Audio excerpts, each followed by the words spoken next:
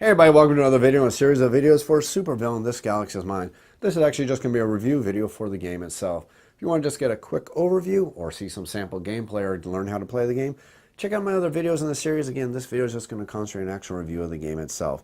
Now, Supervillains, This Galaxy is Mine, I'm just going to call it Supervillains just for simplicity here, is a game for 2 to 4 players, and this is a game that has lots of direct player interaction between the players.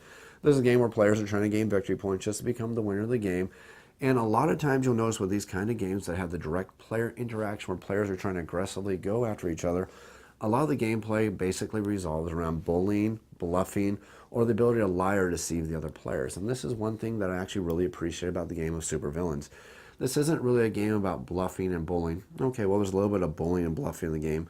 But just to give you an example of what I'm trying to say here, let's look at a game of Cosmic Encounter. You take the game of Cosmic Encounter, it's basically a game about bluffing the other players. Your entire gameplay is you're basically taking your cards in your hand, you're figuring out all the cards in your hand, and you need to bluff the other players to help you go ahead and attack another player by convincing all the other players that the player is in the lead.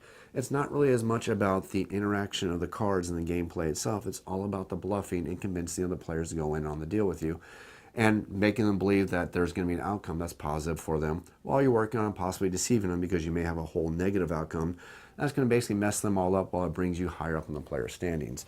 So I'm explaining that so you understand what I'm about to say here.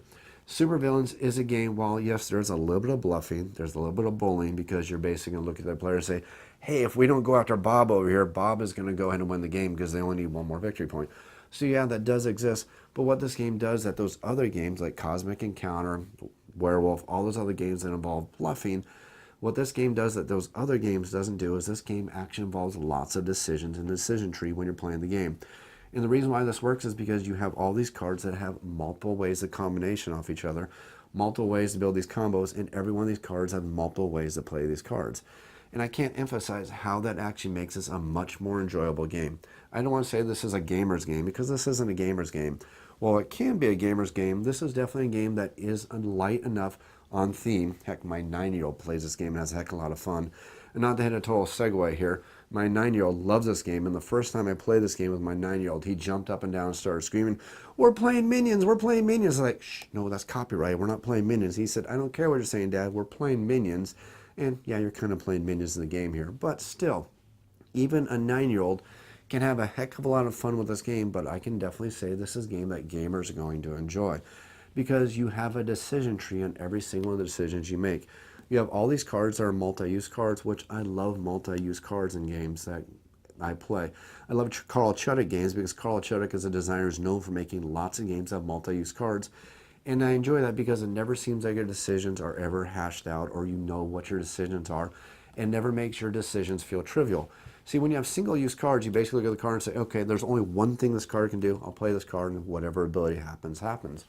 When you have multi-use cards, you need to look at these cards and say, okay, now I could play this card for the 400 million and that's going to allow me to build this project. But if I do that, I lose a swift minion ops, which could allow me to attack this other player or protect me from this other player who keeps eyeballing me, or I can do this thing over here to build this combo, which is a combo off this project over here, which allow me to put more minions into play, which are going to be shielded. That's going to, oh man, now I need to really decide. And that's what I really appreciate about this game. This is one of the first things that my gaming group actually said when they played this game, when we got done with this game. They looked at me and said, wow, this was a fun game. This is a game where my decisions mattered, and that was really awesome to play a game where your decision matters. And again, I can't emphasize how cool that is to play a game, a player interactive game where every one of your decisions matter, and you actually kind of have to agonize over your decisions. Now, that's a positive, and that is a negative, because kind of a cool thing about those take that kind of games is they are known to play pretty darn quick, because again, it's basically like, I have a card that does X, okay, I have a card that does Y, okay, my turn's over, your turn next. Now, when you have a card game like this where you actually have to agonize over decisions, that does mean that the game is going to play a little bit longer. And that does mean that you're looking at take that kind of style game. And I don't want to use that term because this is actually a game with lots of decisions, but people on the surface are going to say it looks kind of like that kind of style game because that's what you're doing. You're basically launching meteors at the other players to destroy their projects before they get the victory points so you can win the game. So it does kind of have that mechanic in it. But again, like I want to emphasize, this is a game where all your decisions matter and there is a very strong decision tree. And you have to constantly agonize, which means, again, like I was saying earlier, the game can play a little bit longer. I've seen a 4-player game of this game take about an hour. And I'm actually a-okay with that because the entire hour I'm playing the game, I feel like I'm plugged into the game. I feel like I'm enjoying the game, and I'm feeling like all my decisions matter.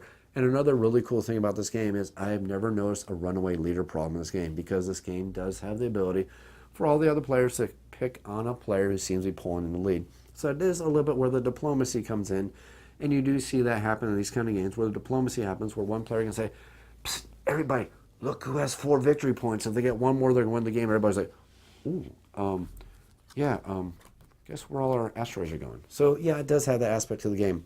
But again, every one of your decisions matter, because while the players are doing that, you still have options. You still have cards that you use for combos. You have cards you use for defense. You have all these abilities that can allow you to play tricks and deception on the other players. So while players may gang up on you, there are ways to protect yourself from that happening. That's a really cool thing about this game. When you look at all these cards, all the combinations from the projects, all the combinations from the cards, and the fact that all these cards are multi-use cards. Now, overall, I really enjoyed the game. I have played the game at all player counts, from 2 to 4 player counts, and I played it mostly as a 2-player game with my youngest son, and we have a heck of a lot of fun playing the game. But I am definitely going to be honest with you here. This is one of those games that plays a lot more enjoyably, at least for me, with the higher player counts. Of course, the negative you have to take with the higher player counts is, of course, the game is going to play a little bit longer. So it's kind of a balancing game you have to play there. More players you have, the more interaction, the more ability you're going to have from the combos. The more you're actually going to cycle through the deck, and the more you're going to see all these cards coming out. But of course, you can add to the playtime. Whereas if you go to a shorter game, a 2-player game, the game is going to play a little bit quicker. But again, you're going to know where the asteroids are coming from. It's going to basically be a back and forth between the players. And the players are basically just working on trying to be the first person to get the best combinations out there to score the victory points. It's not a negative. It's just you need to understand that as a 2-player game, it's going to play a little bit differently. Whereas at a 4-player game, you get much more of the diplomacy, which is something I really enjoy in the games. But the game is going to take a little bit longer.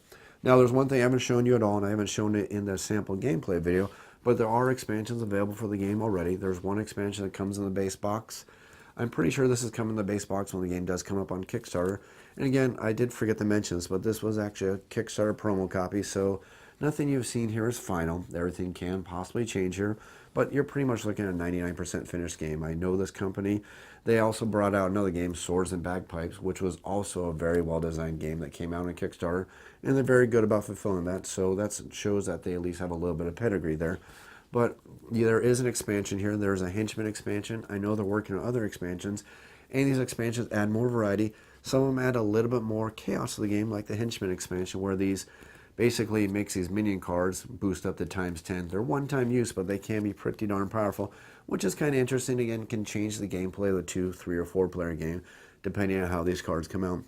But again, that just shows the variety and the amount of fun and the amount of replay that can be in the game. And actually, just thinking about this, just speaking out loud and thinking about this, I really don't see a reason why somebody couldn't buy 2 copies of the game, mash them together, and make this a 5 or 6-player game. Of course, like I said earlier, that does mean the game's going to play a little bit longer. But heck, if you can play Cosmic Encounter up to 6 players or other games like that, all those games take a little bit longer to play with the higher player counts. But we know how much more fun they can be with more players. So you may play a little bit more longer, but you're definitely going to have a lot more fun with a much more player interaction. Supervillains, This Galaxy is Mine, is a game I actually enjoyed quite a bit. It's a game that's definitely staying in my collection. I had a heck of a lot of fun with it. Everybody I played the game with has had fun with the game. We've all enjoyed the combinations, all the gameplay, and how the game plays. And of course, we are players that do like a little bit more aggression in our gameplay. We love player interaction, and we love bluffing and just basically giving each other a hard time and having a lot of fun with our games. I hope you enjoyed this video for this game. I hope you enjoyed this video series. If you have any comments or questions, as always, leave them down in the YouTube comments down below. I will definitely be sure to answer them as quickly as I can. You can also feel free to email me at offtheshelfboardgamereviews. That's otsbgr@gmail.com. I definitely do my best to answer those emails as quickly as I can. Also, if you enjoy this channel, you enjoy the content, think about supporting the channel over on Patreon. Patreon.com/otsbgr. Just toss $1 in the tip jar to help keep the channel going. This channel operates without Kickstarter, without any sponsorship. It's all performed out of my own pocket here. So any donation you think about tossing that tip jar is definitely going to be greatly appreciated. Enjoy this video. You enjoy this video series, click that like button, click that subscribe button, and as always, thanks for watching.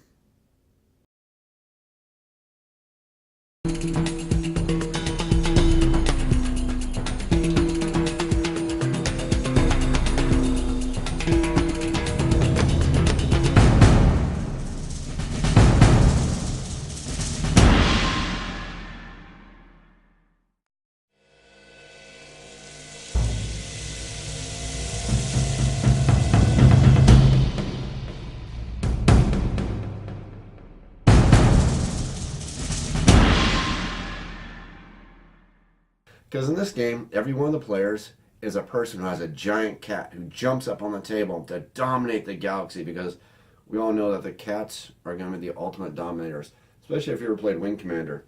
We know that the cats really won that game. Let's try this again. In this video is you're going to see how the game interacts and the amount of interaction among the players for the game. And you're going to also see what happens when the giant Godzilla cat jumps up on the galaxy, smashes the planets, and forms them into an endless abyss of asteroid clouds. And remember, asteroids are how you win the game. I may have made that last part up.